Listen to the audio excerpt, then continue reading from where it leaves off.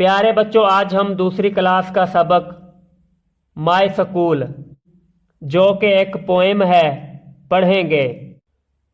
My school, मेरा school. I've got a brand new lunch box।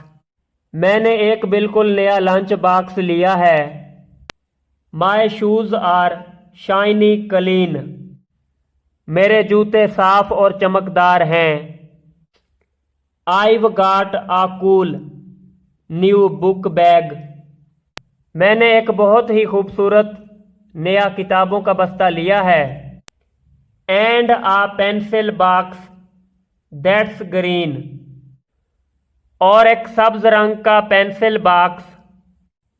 But I don't know my teacher।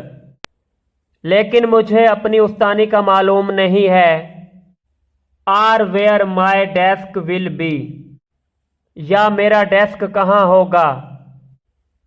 I don't know if I'll like the kids। मुझे नहीं मालूम आया मैं बच्चों को पसंद करूंगा। Or if they'll play with me।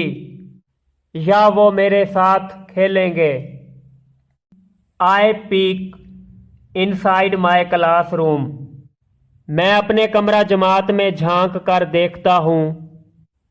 I stand there for a while। मैं वहाँ थोड़ी देर के लिए खड़ा रहता हूँ। My teacher's tall and kind of loud। मेरी उस्तानी लंबे कद की और नरम आवाज वाली है। But has a great big smile। लेकिन भरपूर मुस्कुराहट वाली है। रथ डोनली की ये पोइम है।